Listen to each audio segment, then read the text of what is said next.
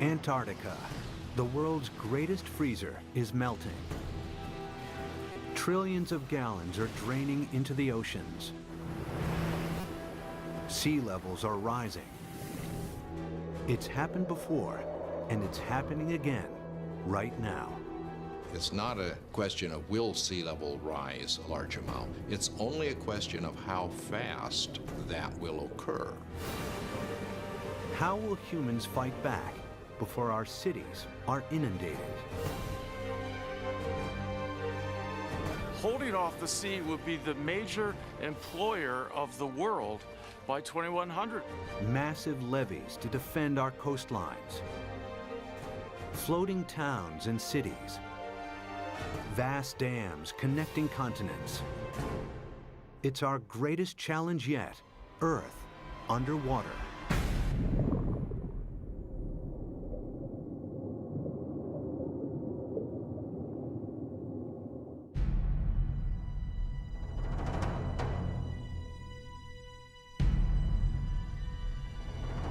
This is New York in the 24th century. Sea levels have risen by 120 feet. Manhattan is flooded. What could cause such a terrifying scenario?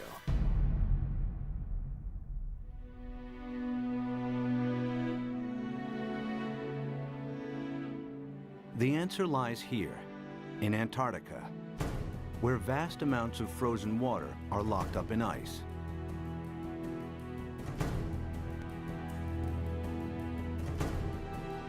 Some of Antarctica's ice sheets are more than 2 miles thick.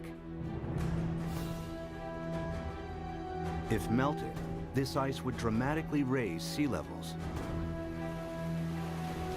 And the melting has already started. Taxi Jackson, please.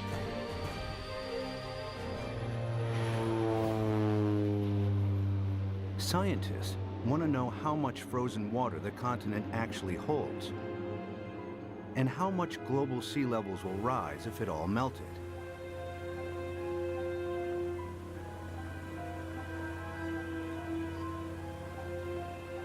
Specially equipped aircraft send radar beams deep into the ice, which reflect off the bedrock and measure the depth of the ice sheet.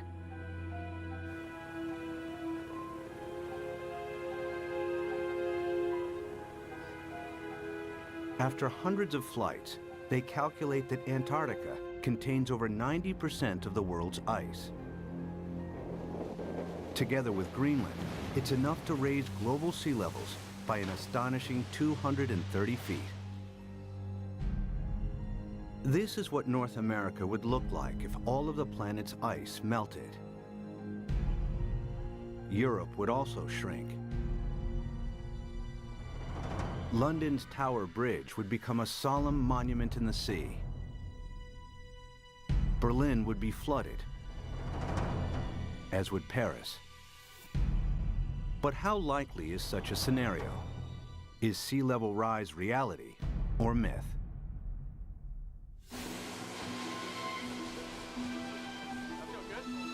Professor Peter Ward is a paleontologist and astrobiologist. He's written extensively on the history of life on Earth.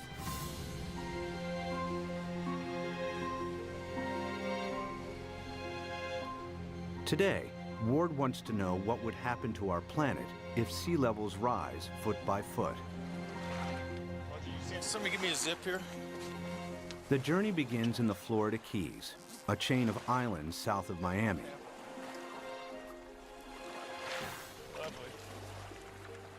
He's looking for clues from the past that may help predict the future of our planet. All right, guys, you want to go swimming? You ready?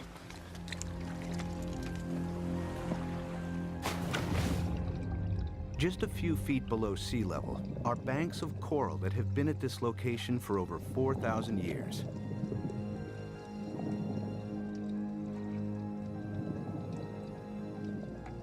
During this period, sea levels have been stable, not just in Florida, but around the world. Who's going swimming with me? Come on, boys. But it hasn't always been like this.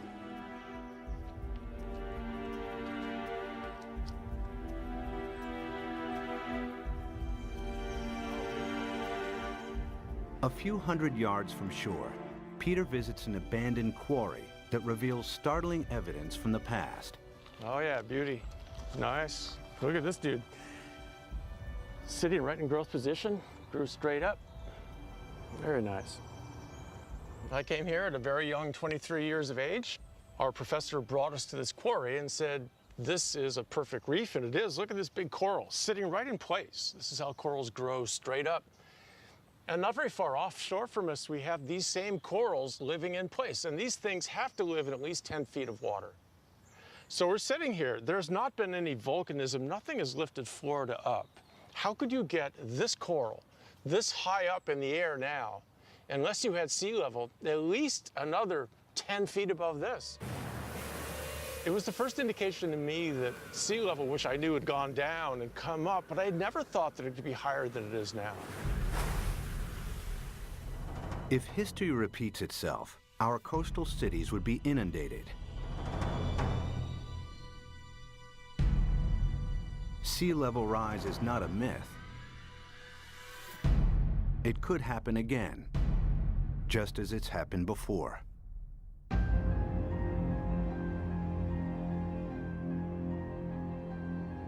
The beginning of the most recent ice age was 70,000 years ago. The ice sheets expanded, the planet's landmass grew, and sea levels fell. Then temperatures rose again. The ice receded. Sea levels climbed and eventually settled at today's coastlines.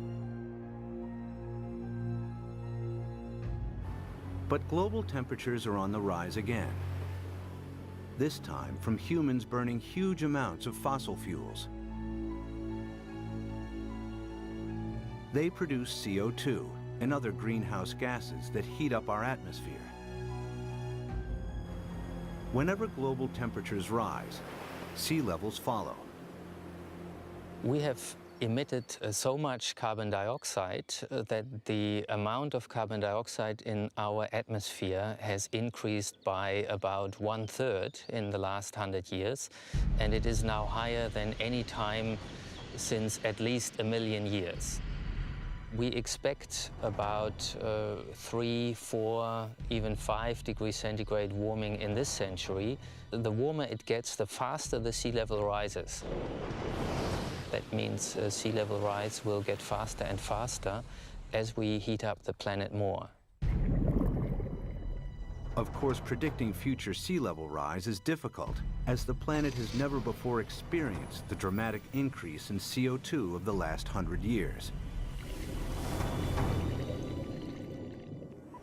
But Professor Rahmstorf's climate model predicts a maximum 6-foot sea level rise this century, as higher temperatures kick in.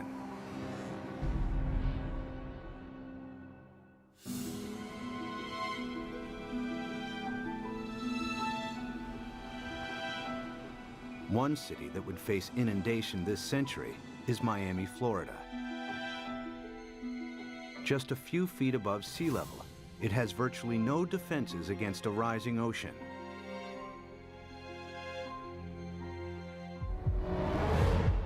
After 1 foot of sea level rise, these beaches would be regularly flooded at high tide. After 2 feet, many roads would be submerged. After 3 feet, if a hurricane strikes, the surging water would overcome sea defenses and cause flooding deep inland. Much of the region's coastal real estate would be ruined. We are looking at millions and millions and millions of dollars of real estate here. And we can assume that every one of these things is $500,000 to $1 million. We've got 100 here, we've got $1 billion in a very short area through here. So our $1 billion of houses, we get 1 meter, 3 feet of sea level rise, and every single one of these houses is useless. Who's gonna buy them? What happens to this $1 billion of real estate by the time we get 3 feet? I mean, it's gone. It's useless. It's just, you scrape it off with bulldozers and you just leave it here. That's what'll happen. It'll just be left here. And it's not just residential properties that will be affected. Think of all the wharves and all the places where ships offload and unload all the goods and services. And if sea level rises even 3, 4, 5 feet, every single one of those ports has to be replaced. The cruise ship lines, there are billions of dollars of infrastructure that even a small sea level rise takes out. You got to rebuild it all over again.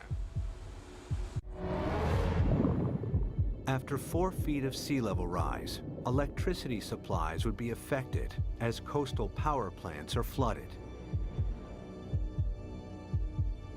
After 5 feet, some of Florida's freshwater resources would be contaminated with seawater, and the Everglades National Park becomes a vast bay. After 6 feet, millions of Floridians would have to evacuate the state. So what's going to happen to Florida? By 2100, we'll be at least 4 to 6 feet higher. So this tide, which is not a high tide, will be about here, up to here. There's no way that we can keep the sea back as it rises. Miami-Dade County will be severely diminished.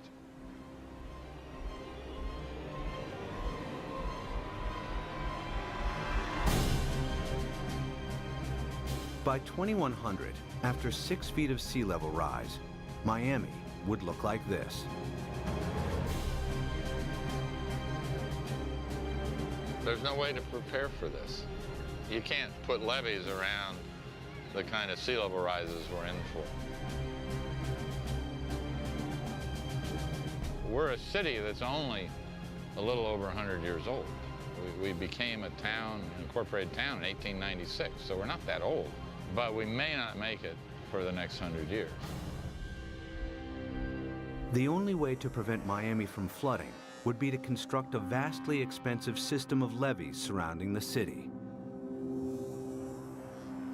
It would be a major engineering challenge, as Miami is built on porous ground that allows seawater to seep through.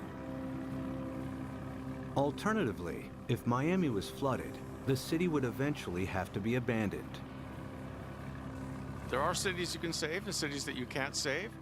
And the choices will be based on, can we dike it off, can we put it off, or is this too expensive, not worth the price, not worth the effort? One city determined to defend itself against the sea is New Orleans, Louisiana. During Hurricane Katrina in 2005, large parts of New Orleans were flooded after a storm surge raised sea levels by 20 feet. The city lies several feet below sea level. Its antiquated locks and levees weren't strong enough to hold back the rising sea.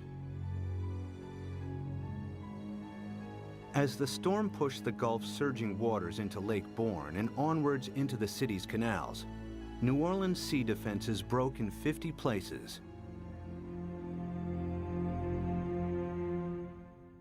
We had some levee and flood wall failures in the hurricane system, and the combination of that overtopping of the levees and the flood walls that failed caused massive flooding throughout the city.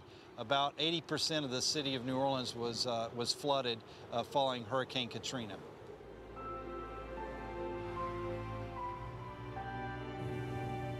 It took weeks before the floodwaters were pumped out and residents were able to return. Among them were Victory Wallace Taylor and her son Peter, who returned home to a badly damaged house. The flood was very bad. They wouldn't let us come and see about our house. It damaged my heart a little bit because I'm afraid for the flood. Like if the flood come in again, I don't know what to do because I think I might panic this time. I don't know. It is a hard pill to swallow, you see.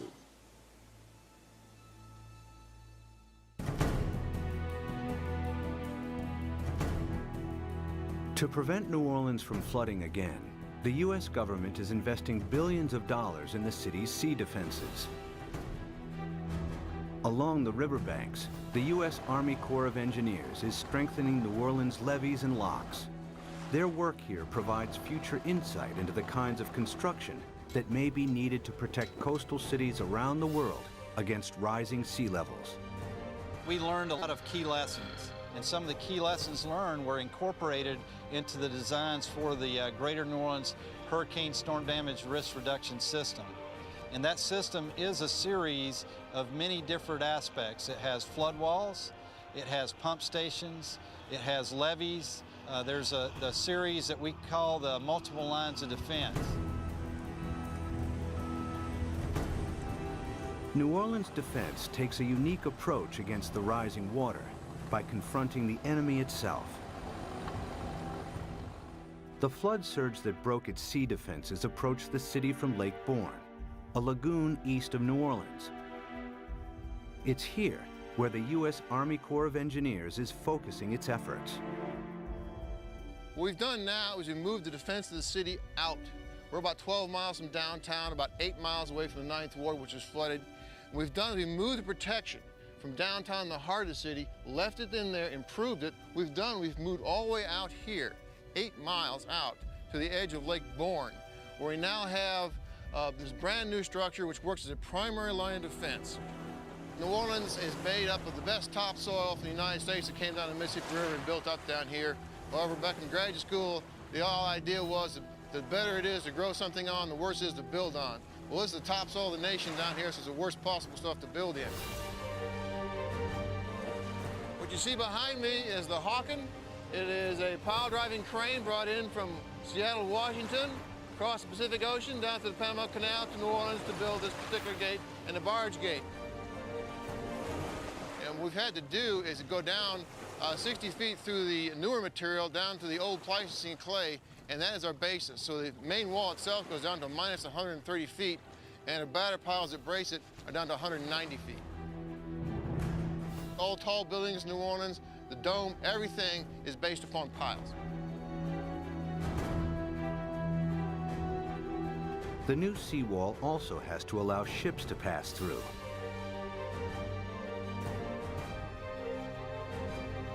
Dry cofferdams are put in place to construct barge and sector gates. The concrete is poured, the dams are flooded, and the gates can be completed.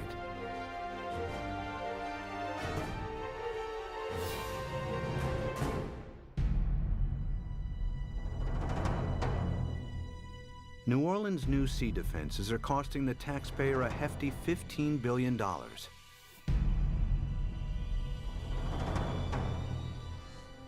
But their design only accounts for storm surges that build from sea levels today.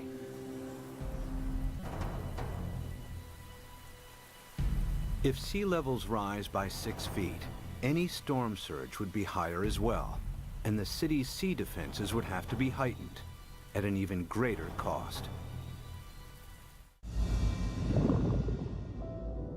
Not every country can afford to spend billions on sea defenses. In Bangladesh, many of its 150 million inhabitants live at or just above sea level. Merely 3 feet of sea level rise will have a devastating effect on the country's population. Turns out the area of the world that would be most vulnerable to sea level rise would be Asia. The rice-growing river deltas in Asia that are very close to sea level. Even a modest 3-foot rise would put half the rice land in Bangladesh underwater. Bangladesh has over 100 to 120 million people, and that number is rising fast. A great deal of its land just simply gets covered by water. And again, once you have salt water coming up, it's not just the land that's covered, it's the intrusion of salt. Even a 3-foot sea level rise wipes out half its rice crop. Their population is going up 1/3, and their land is being shrunk by 1/3. You know, you do the math. It's a catastrophe coming at us.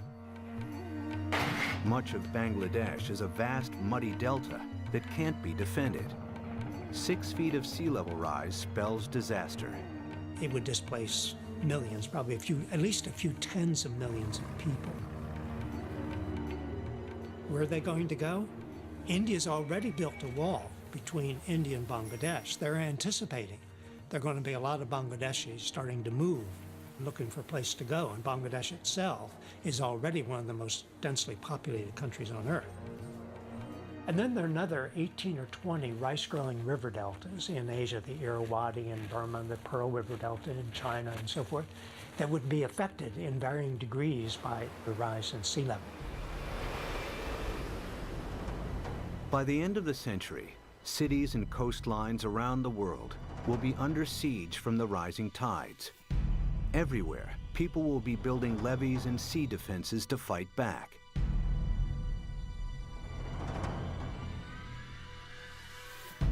But sea level rise won't stop at 6 feet. They're likely to rise at an even faster rate. As the predicted melt of Greenland and Antarctica accelerates, exposed cities may not have time to build new sea defenses. Clues about the speed of future sea level rise are found during the time of the last ice age. As global temperatures rose, the planet's ice sheets melted into the sea. Sea levels increased by a staggering 390 feet until they settled at today's levels. How fast did this happen? The answer may help predict how quickly sea levels could rise in the next century, and how much time we have to defend our coasts. Professor Rick Mortlock is one of the world's leading experts on past sea level rise. He and his team collect fossilized coral from the seabed. In the lab, they analyze and compare the exact depth and age of each sample. A clear picture emerges of how fast sea levels rose thousands of years ago. We have 2 pieces of fossil coral that was recovered from drill cores off of Barbados. So by dating